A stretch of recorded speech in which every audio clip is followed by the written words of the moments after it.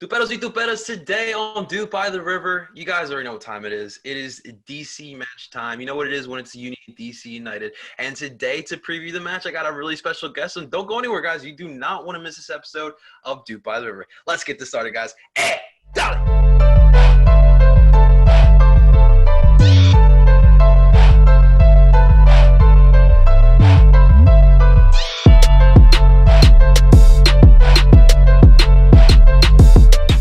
And that is right. Welcome everyone to Dupe by the River, the show where we follow everything Philadelphia Union, brought to you by Philly Sports Network. Before we move forward, guys, do not forget to rate this podcast, and also leave a comment or two. It would really mean the world to us if you could leave a comment, and of course subscribe to the podcast. We are your people's podcast, and we would love every support that you guys can give to us. As you guys know, as we already talked about it in the preview here, we're talking about DC United this week. This is our Saturday match. It's going to be exciting. Of course, you know, we are not sure if this match will happen, but we will get to in a second. We're going to preview it. And of course, guys, here with me to preview this match, DC United, you guys know her as Between Clean Sheets. I have my girl here, Miss Cheyenne. Cheyenne, what's going on? How you feeling today? I am overwhelmed with how quickly you are talking. That's the Colombian side in me, not the Philly side. I know. Side. I'm so impressed. I'm so impressed. And in fact, when I was doing research before we began our conversation, I thought, man, I either need to take some pre-workout, I need a cup of coffee, I need to do something, because I don't know if I'm going to bring the same amount of energy. I'm too white. I'm way too white. So today, kombucha is helping us. I'm not paid for this, guys, but kombucha is the answer today. But yeah, we're working on slowing it down a little bit. But keep it. Union fans know me. I always bring the energy, whether we're on a podcast, YouTube channel, or even down at the Rivers End at the Sub, as we call it now. We talked about it before the air. We don't even know what this stadium is called now, so I appreciate that.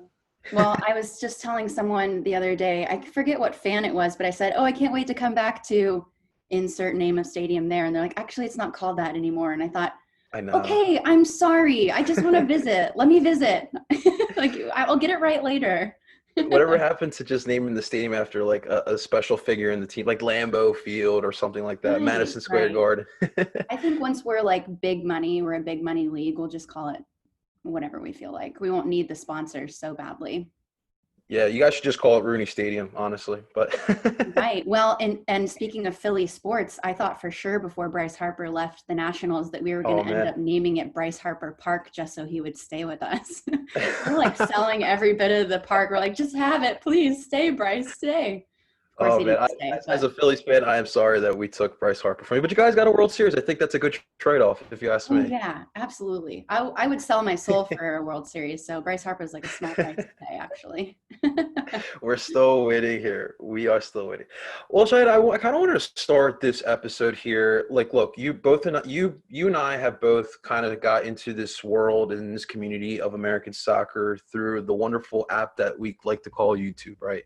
Mm-hmm. So I think people on this podcast know well enough my story of how I got into YouTube, but I think you are doing something really special, and you're one of the biggest YouTube accounts that we have in American soccer.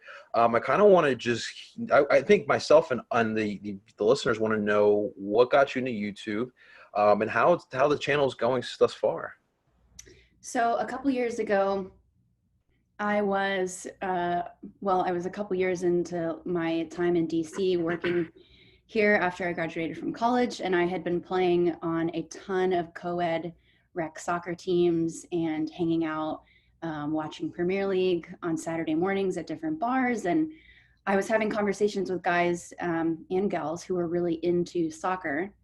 They said they were into American soccer, but they only really paid attention every 4 years. And so when I realized there was an MLS team right down the street for me that I could watch every week and not just wait until the men's national team was in town, I thought, I should just get season tickets, see how it goes. It seems pretty cheap, pretty fun. RFK seems like kind of like a high school football stadium, and everyone acts like it's a high school football game. And this seems fun because I went to a women's college where there were no football teams to root for, none of that happening on the weekend. So I got in a habit of telling people or giving people reasons to, giving people reasons to watch the game or go to the game. And so I would put together these like briefs almost like, hey, Clint Dempsey's coming to town with these Seattle Sounders. Or when Philly would come to town, I'd tell them how y'all's academy program was and how it's like breeding the next US soccer Mm-hmm. star. And it became a thing where it was just so much easier to talk it out. And I thought, well, if I'm going to do that, should I do a podcast? Everyone's doing a podcast. That seems way too easy, which I realize now is like the dumbest idea. Why didn't I just go with a podcast? So I decided to do YouTube. And at first I was taking it super seriously. I was trying to give stats and figures and tell people how many goals had been scored in the last time they played, and things that, yeah, I'm sure people would find interesting, but that just got me way bogged down. And I got to a point where I realized, honestly, people just want to go to see a good game and have a little bit of context with which to enjoy it. So Mm-hmm. I started traveling a lot.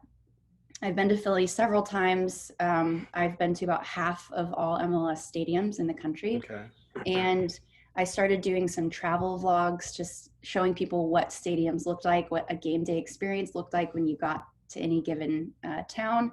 And it's kind of, to me, I feel like my channel is geared to the millennial that has disposable income, that's interested in having a fun, affordable sports experience, that likes soccer, but wants to be involved more than just during the World Cup. Especially now that, I mean, we didn't make the World Cup the last time they played. Yeah. And I mean, in what, 5-6 years from now, we'll be hosting the World Cup. And so you're going to want to pay way more attention to it than you ever did before. It would just be nice to see, for example, on DC United's team, Bill Hamid has been on and off the squad. Paul Arriola, who's currently getting back from an ACL tear, was moonlighting for the US men's national team. I mean, those are guys you get to see here in your backyard. So I've formalized my process a little bit. YouTube it's an interesting beast. I consume so much content on there anyway, like all my fitness influencers and all my productivity lifestyle podcasters who do video, or people just like living their lives. I really enjoy watching that. So I do feel like I am alone in what I'm doing. I'm not going to say I'm the best because there's not very much to compare it with. Yeah. But I do have the benefit of being all by myself, which means I don't have to work too hard. I don't have to work too hard for people to go, oh, I really like what you're doing. So I'm spending more time on YouTube generating content, which is very hard, I will say. But I'm also kind of doubling down my efforts on Instagram, doing things like IGTV, and had a lot of plans for this year to do like bedtime chats and more lives and engage with people more. And I'm still doing some of that. I think it's been tough canceling trips that I had planned to Boston, Nashville, LA for the All-Star game. I had Colorado for planned to me. see Orlando, Miami. Like I had everything set because for work I travel so much that I'm literally drowning in airline miles. So it's weird if I don't go and watch. But yeah, I'm making do with what I've got, following MLS, former MLS guys, or like youngsters that come from America and go abroad, guys like Alphonso Davies, Tyler Adams, etc. I've paid way more attention to them this year. And I've paid almost too much attention to DC and how much they're struggling right now. And that's, oh, man. It's been tough, but you can create content that doesn't necessarily have to be the day-to-day, which I think you do so well that I am not good at. So I leave it to the professionals. Thank you. I appreciate that. Cheyenne, I think you kind of nailed a couple points really close to home. You really have to work with what you do have. For me personally, I kind of, when I got into the soccer community, first it started obviously with what's going on in Europe, and I did some research what's going on there. the Premier League people, the Serie A people, the La Liga people, and the Bundesliga people, what I saw was, especially in the Premier League, and I know you know this, is the community on YouTube is ridiculous, and they Oh my do gosh. a Yeah. fantastic job on match day stuff, pre, post, during, and that kind of gave me the blueprint of what to do with the union, because I looked at what the union were doing as far as YouTube and content creators. We have Talk Doop with Ryan, who I love dearly. He's done such a fantastic job at only 16 years old. That's crazy to think about, but Mhm. we need more. And I figured I'm going to be myself. Like, I have a personality that many don't have, and I want to show it off to the world. So I figured, let me pick this team. I'm Colombian American, and obviously in Colombia soccer is huge, but obviously in Philly it's not blowing up how I thought it should. So I went full force, and I took on the role of trying to, create recognition for the union, not only within our own city but within the league as well. So that's still a grind, and we're in our second year, and of course, what happened with COVID, that kind of, delayed it a little bit, but it's okay. We still find different things. I think you said it perfectly. Engaging more with fans, doing the lives, finding other avenues, and most importantly, Cheyenne, finding what works for you the best is so crucial, because I myself have overwhelmed myself, like, oh my God, I need to do TikToks, I need to do Instagram Right. lives, I Right. need to do this and that, but slow it down. Yeah. Find what works for you and stick with it, but don't stress yourself. Don't overwork yourself. And another thing too, you said, I've actually, yesterday I came to the realization to myself, like, now I decided to take on the role of taking on the 5 Philly sports, not only just the Union, but the Yeah. Eagles, the Yeah. Sixers, the Phillies, the Flyers. And I'm looking around at all the people who do like Philly sports content, and they're talking about stats, they're breaking stuff down. And I'm like, wow, this is harder than I thought. But then I thought, what got you to where you're at with the Union? Like, I don't talk about stats, I don't break down different things like that, but I have an opinion and I'm passionate, and that's what I'm going to do. And I started doing videos like that with the other sports, and that's how the channel is going to be going. So I really appreciate you saying that. But Yeah. yes, if you are out there and if you want to get into this, we definitely need more content creators. Whether you are a fan of the Union or you're a fan of DC United, get into it. Don't be scared. Just go right into it. Absolutely. I will say one thing, that there also is a premium on content curation right now as opposed to content creation. I think I do a pretty good job of being creative with what I provide, but there also are so many people. I mean, just think of all the outlets writing about soccer right now, and it's Mm-hmm. so much information. And I spend a lot of time on Twitter reading all of it. And I think a service I can provide to the casual fan is curating all of that, condensing it, and packaging it in a way that makes it easily digestible for them. Because I can't personally, and I'm sure neither can you, expect anyone to consume as much information as we do day to day. Exactly. It's just not possible. Absolutely not. Shai, the next thing I want to talk about real quick before we dive into the game, I mean, it's quite obvious. You are a female. You are talking American sports. I think we know that in today's day and age, especially soccer is dominated a lot by the male population. But I know me personally, I want more females. I know that there are great voices like you who have a great opinion and can absolutely do what a male does. And I look at around the MLS, I look at people like you, people like Kelly Francis or Nicole Hacken with the Chicago Fire. Mhm. We got Valentina out with LAFC. That's just on the top of my head. I wish we had, more of a female presence down here in Philly. What can you tell to the female, just the soccer fan in general? I guess why it is important for them to, step up and just let their opinion be heard. So I think fan wise, women make up a significant chunk of people participating in soccer in general, Hmm. at any level in this country. And seeing themselves represented when you are looking at content and media, and having someone speak to you that maybe understands your point of view better is a lot more important than think people realize. I mean, I listen to so many soccer podcasts with men, and that all is fine. I value their opinion. I want to hear interviews with MLS players. I mean, we're watching a sport where all men are playing, but it's nice to have a feeling of solidarity and an unspoken understanding. And I think especially when we deal with problematic issues in the league, like women feeling safe in supporters groups, or women's opinions and their needs being met when they're on the board of a supporters group. Or I remember when I was in Minnesota, I went to DC United's first game up there last year, a couple weeks after Allianz Field opened. Did a YouTube video on it and everything. Absolutely loved it. But one of the things I loved the most about that stadium, I'm a single woman, by the way. So, but this is something I'm thinking of as a woman. They had specific arrangements made for people nursing their children, women nursing their No children. way. They did not. Are you serious? Yeah, and I thought that is something so small Oh my to God, me, yes. or so small to you, but to a woman who is trying to be there and enjoy the experience with her family. And imagine your husband, you've got a 6-year-old, a 4-year-old, and a newborn.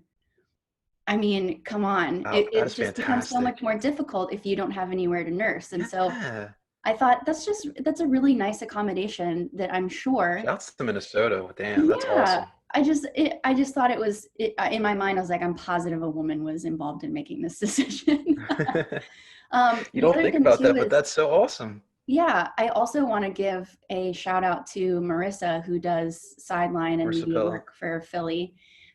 She was amazing during the NWSL tournament, and I know she hung out in the bubble the entire time and was up and at 'em in a way that I really just have to give major props for.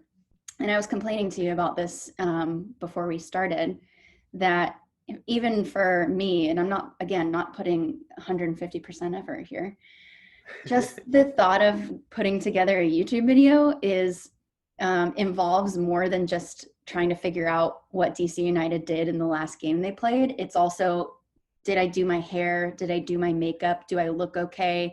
What kind of vibe am I giving off? And I thought about that even now. I mean, for the listeners, I'm wearing the stupid V-neck jerseys that MLS teams give out. Someone bought this for me as like a secret Santa, and I love it because it's a DC United jersey. But the women's jersey has a deep V, which I don't know why. I don't know why they would do that instead of just like the crew neck. So So you're saying you would prefer like a crew neck yeah, for in my mind, I'm women's like, jersey? why do you Okay. gotta make it different? What's with the V? So, and I have an athletic build, but in my mind, I also think, yeah, there are women who also think that that's even more stupid because of the way it looks on their bodies. So, um, yeah, Because no, they I don't. absolutely love all the things that women are doing across the league. You're right, though, there are not enough of us. I'm even thinking like, because obviously I see a lot of the most I see as far as female jerseys go are like in the NFL.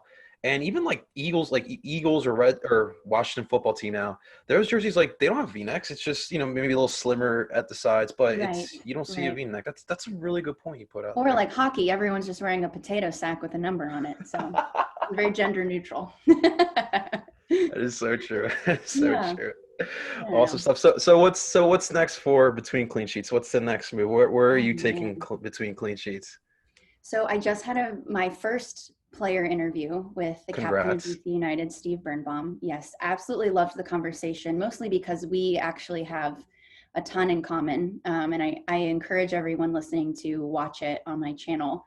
We're both from Southern California. Cool. We have both lived in DC about the same amount of time. We both are really big golf fanatics. So it was a good conversation. I was glad that I picked him as my first because it was nice to ease into. And I realized that this was actually something that I could do more of, not necessarily make podcasts out of it, because I think I still want to get the YouTube channel down, but I have a few creative ideas I want to execute.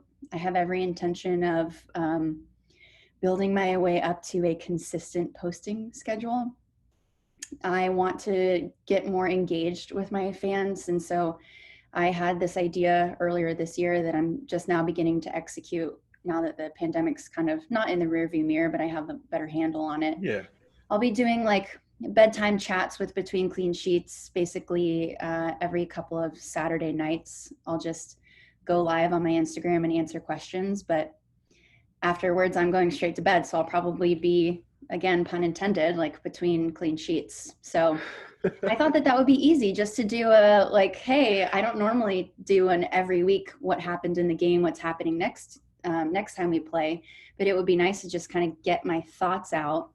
And by the way, I'm not just watching DC United, I am watching everything. And I feel like that started with my fantasy league. I've been in a fantasy league with a bunch of men since 2015. I love them to Like death. an MLS fantasy league, right? Oh yeah, and it's Cool. intense. We've got a former player, we've got a current MLS media face. We've got a guy Cool. who does broadcast for the Timbers. We've got my brother who works for Chick-fil-A of all places. We've got me. Like we're kind of spread out a lot. Like half of them work in soccer, a lot of them don't. But because we're shifting our lineups and because the buy-in has always been so big, that alone has caused me to pay way more attention than I think the normal person would. But for that That's reason, awesome. I mean, it makes it easier for me to relay to people watching my videos the overall growth of the league and the overall Hmm. appeal of the league. But then it means things like nobody was going to draft Chicharito in the first round because we all knew he wasn't going to get us nearly as many points as we wanted. So people are lamenting like Vela's injury and Yeah. Josef Martinez's injury. Just like, man, it's been a year, but for that reason, it's like you're paying attention to the guys who come in behind Martinez, the guys that come in and get the work done behind Vela. Someone picked up Bradley Wright Phillips right as we were getting back up and Oh, that's going this smart. week, and I was like, how did no one have him? That's so insane. That's So crazy to think. yeah. That's awesome thing. Anyway, I got stuff. Also, I have a full-time job, by the way, so I feel like I'm trying to figure out That's so how hard. to how to juggle, how to do it all, you know?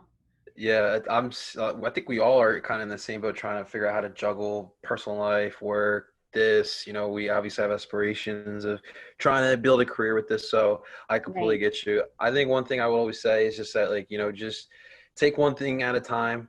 If you're organized, that definitely helps. We're still working on that on my behalf, but we're getting there. We're getting there. But there's definitely ways to do it.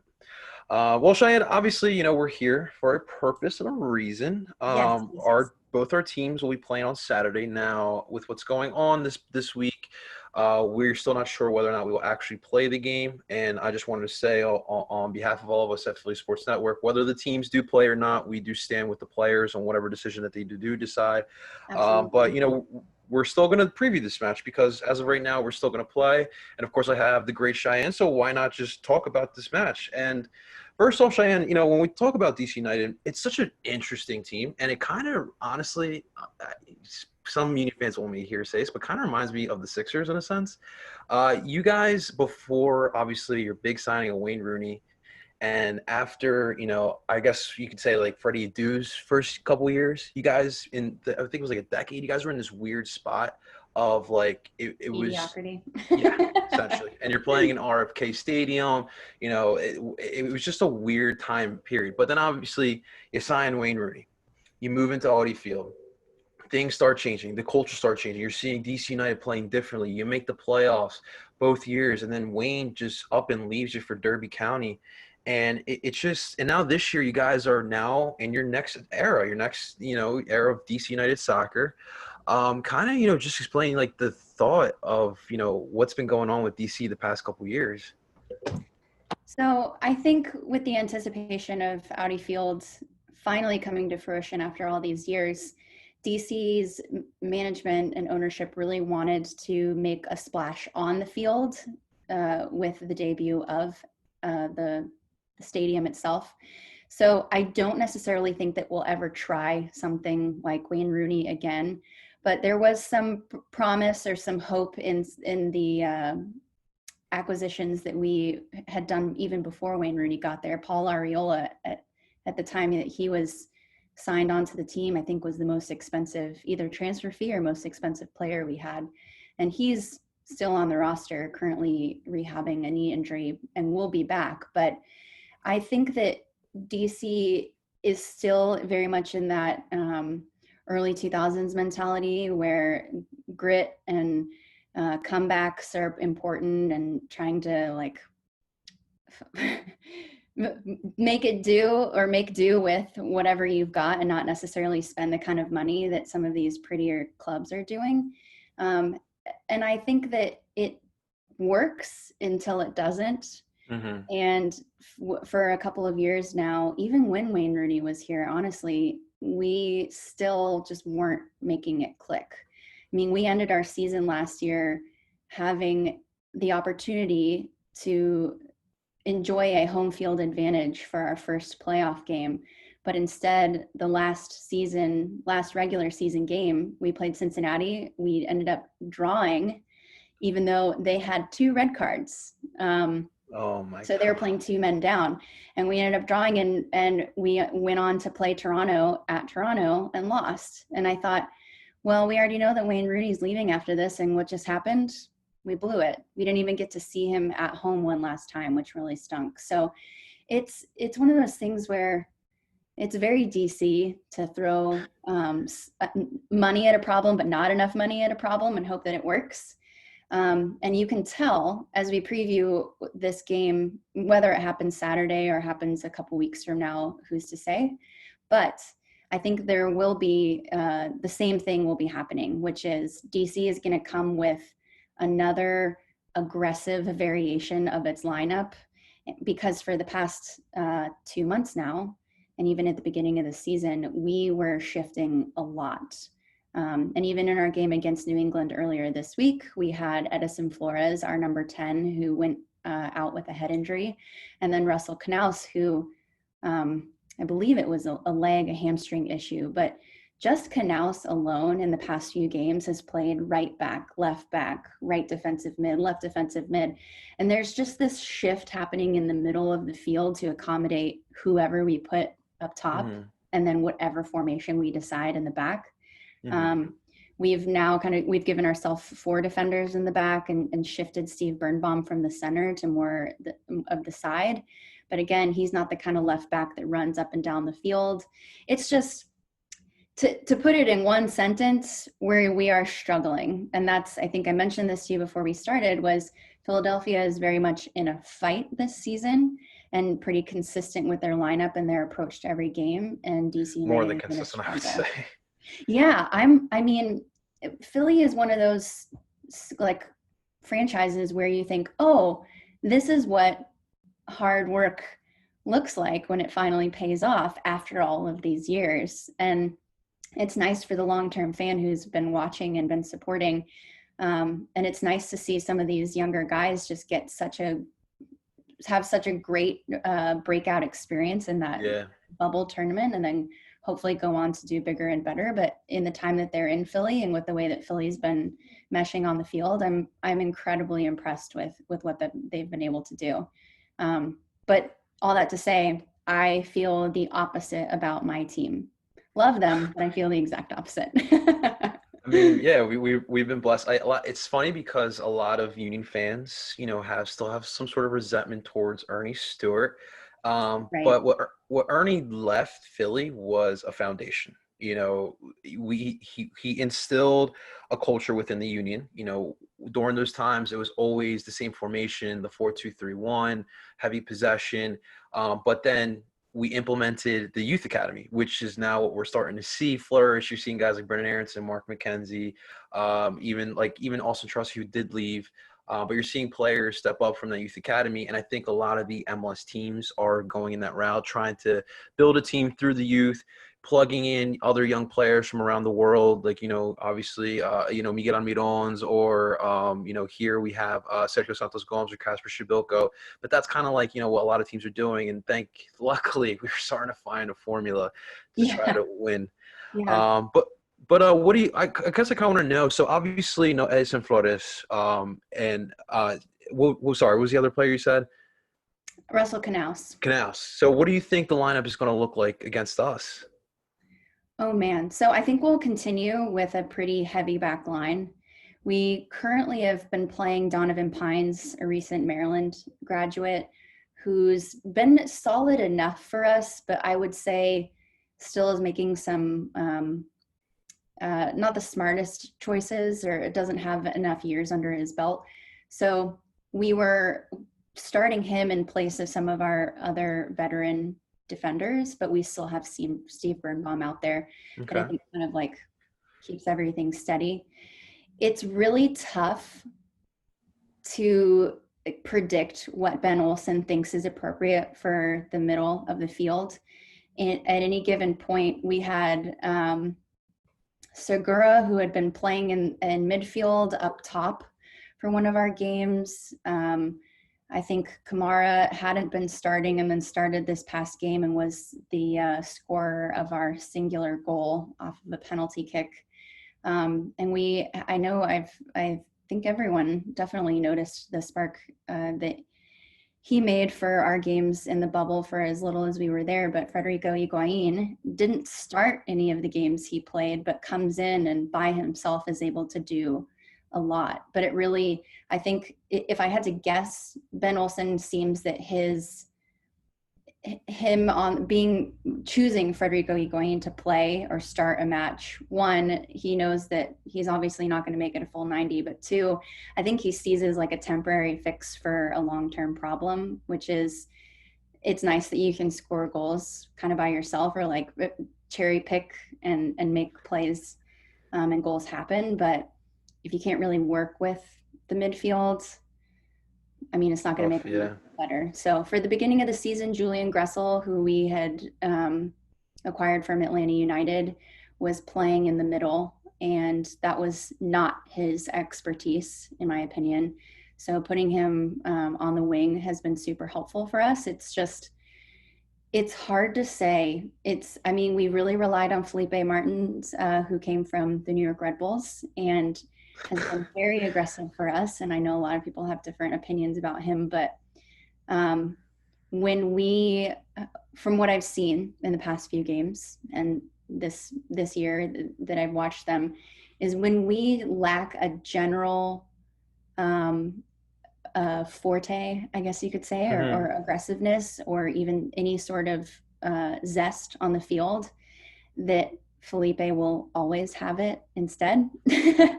Like, oh, it's fine if everyone else is snoozing because Felipe is out there cutting people's legs off. So I think that is honestly, when you think of an aggressive player like that, I mean, take Kyle Beckerman for Real Salt Lake, who at the end of a game during the tournament literally kicked a ball at a ref. That can be such a powerful tool. I know. Did you see it? It was insane. I did not, but that doesn't surprise me.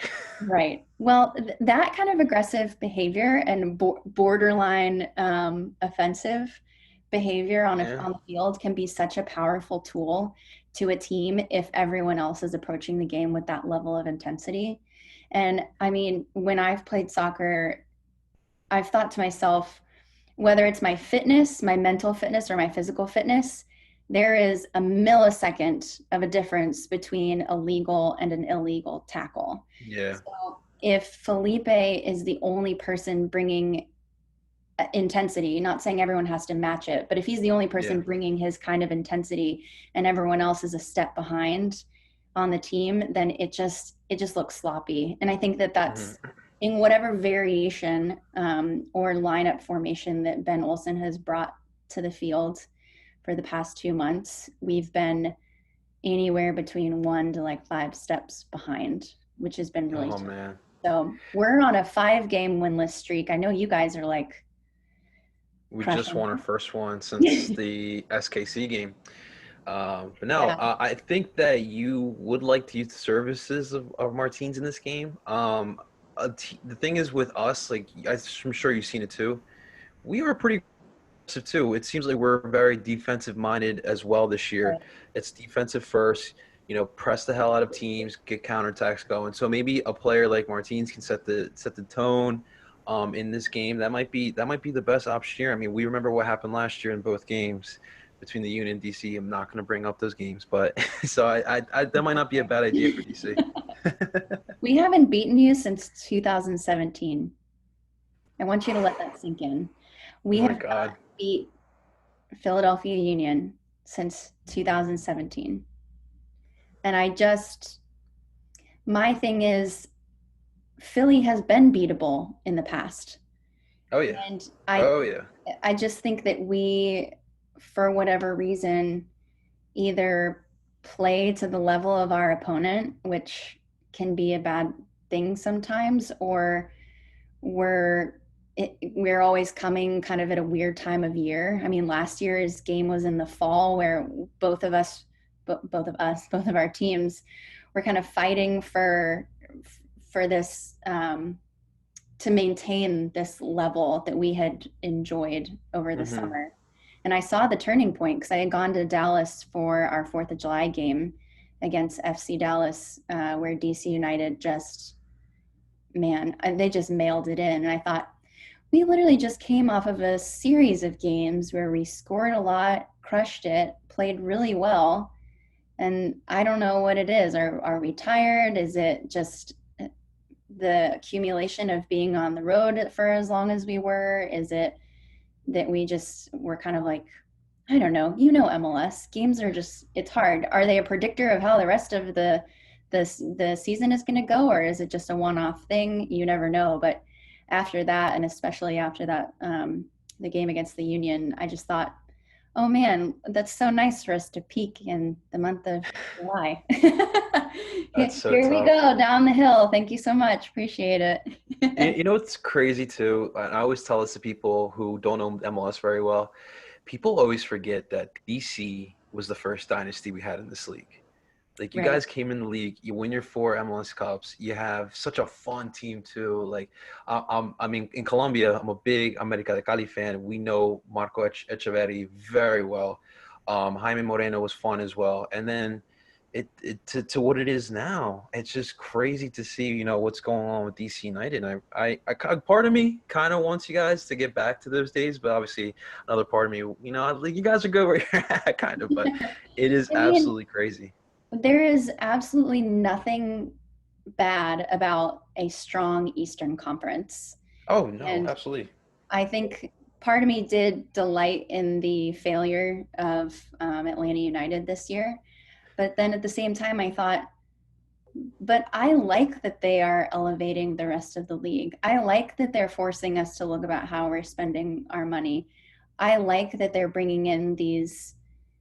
I mean, I almost think Almiron was it seriously, and I watch Atlanta United a lot because my family still lives in Georgia, and my brother and his wife live in Atlanta, and so Cool. I go down there a lot. But Almiron, I watch him at Newcastle, and my thing is, I don't care about Newcastle, but it's like when I know he's in the starting lineup, I just want to see No, more of same. what he brought to Atlanta, and so it's guys like that that almost seem like big fish in a small pond. And Joseph Martinez is like a WWE action figure to me in a way. Like the personality, the way he Oh plays, yeah. what he brings to the team, the fact that Atlanta almost seems larger than life. I want that for DC. I want that for Philly. I want it for the New York Red Bulls. Like I feel like it would be so much more enjoyable if it turned into actual like dynamic teams fighting for the top. And DC United has been fighting for the middle for the past 10 years now, for sure. Oh my God. That's why I said it feels like the Sixers before the Hink year. I'm going to say, yeah, it definitely does, even though I don't know anything about basketball. Zero. I know zero things about basketball. In fact, I was just telling a friend this yesterday, a friend who actually works in MLS. We were talking about sports, our love of sports. And I was telling him that I thought that everyone's hype around Steph Curry was because he was like a 5'10" guy. I thought that the reason why people thought he was so amazing was because he was short. Because when you look on a basketball court, he actually kind of looks shorter than everybody else. Oh yeah, You for know, sure. he's normal. He's like 6'4". It just turns out everyone Yeah, else is like 7'9", and he just happens to exactly. be the like shortest of the tall people. So Exactly. Sometimes it's better that you don't watch basketball. I'm coming from a Sixers fan. yeah, yeah. I just don't have time. I think about I MLS so hear you. much, and then obviously baseball second. But I truly think about MLS so much. I do not have time for anything else. I barely have time for like Premier League or Bundesliga. So I hear you. If I can, I catch it, but MLS, is my top priority overall. Even with the American leagues, it's still my top priority. We need to get it higher. I just want the MLS to be, obviously if you think about it right now, it's like probably NFL, NBA, MLB, NHL. I just want the MLS to be right behind the NHL. That's what we're striving for. Cheyenne, last but not least, I want to hear it. What's your prediction? What do you think is going to happen on Saturday if we have a game? So I always joke that I should never be in the business of making predictions for Major League Soccer because it's such a joke. And saying it out loud is just one way in which people have like actual ammo to make fun of you with. But I feel like we'll have another 2-1 loss. 2-1 I'm loss. sorry. Oh, I'm man. sorry. I could see a 2-1 loss or a 1-1 draw. But no goals off of penalty kicks. I will say that. All right. You guys ready? Ladies and gentlemen, we're both going to be proven wrong. She's got a 2-1 loss for DC United, right? You got okay. All right. I personally think same thing, 2-1 Union. We're going to win this game. I think we saw last week a little something from the Red Bull, or actually, sorry, it wasn't last week. It was just literally Tuesday. Tuesday, honestly. I know. I'm not going to get used to the schedule. Last Tuesday, we saw the Red Bull. They kind of took a page out of Portland and New England. They tried to sit back a little bit, but the Union did a great job of finally using the width of the field. I saw a lot of switching of the sides of the field, which I absolutely got excited for. Now, obviously, the Red Bulls' defense is not, as strong as maybe a Portland or maybe I'll even say maybe even a New England, and we were able to get some opportunities there. We'll see if DC takes the same page out of the book and if DC can come with the aggressiveness. But I think Jim Kirchin is one of the best preparers that we have in the MLS. And he's going to get these guys prepared for. He gets these guys up for DC. Maybe as much as if it was a Red Bull game, but he lets these guys know this is still DC and Philly, and these guys always come prepared against DC. I honestly I feel like it is not necessarily a rivalry in the way that people push this extra buzz on it, but I do feel like playing your neighbor like that, and for it to be teams that bring a lot of the same story to the field in terms of like where we are now and where we want to be. It still is it's a good opportunity for us to see where we stand realistically, I guess I should say. Absolutely. Cheyenne, any last words for the listeners before we sign off here? I will say, back to your point about whether or not this game is going to happen, I do, as someone who has worked in politics for the past 7 years in DC, in a town where the conversation about civil rights has been ever present for decades and decades, I do really value the opportunity for these players to exercise their free speech. And I hope that any of the banter or trash talk that is exhibited now, tomorrow, and for the next couple of years is lighthearted and fun, but that at the end of the day, we're respectful to each other, and that we make sure we do our part as fans to keep our communities either online or in person as safe as possible. And I really appreciate this opportunity to talk to you without any question about whether or not we have any sort of differing opinion or any ideas about life outside of soccer. I do appreciate that this does feel like an escape at some points, but I hope people understand that it's not an escape for everyone. So yeah. But yeah, this was great. I'm going to be sad about the game, but I'm looking forward to seeing if my predictions were right, I guess. I really appreciate what you said there. I mean, that you're 100% correct there. And also thank you for hopping on. You are more than welcome to always hop on DOOP by the River. It truly is an honor. You're doing such a fantastic job within the American soccer community. And just, just keep going. Just keep pushing. Keep doing it. We love what you're doing. We want to see more of it. I'm trying so hard. Do you guys ever watch any of my videos and be like, she's trying way too hard? Because I feel it. After I turn the ring light off and I'm like sweaty, I'm like, why Cheyenne? 500 people watched this. Who cares? Keep doing, absolutely keep doing. We're hoping more Americans start watching. Even I hope we even get the attention over in Europe for sure. Thank you so much, Cheyenne, for hopping on. Of course. Thanks so much. All right, guys. Thank you so much for you guys for listening. This is another great episode of Duke by the River. Before we sign off, guys, do not forget to rate the podcast and subscribe. We would love your support. Every bit of support definitely helps us a long way. Ladies and gentlemen, I go by the name of Ed Parcero Philly, and I'm telling you guys to Duke on. Talk to you guys very soon.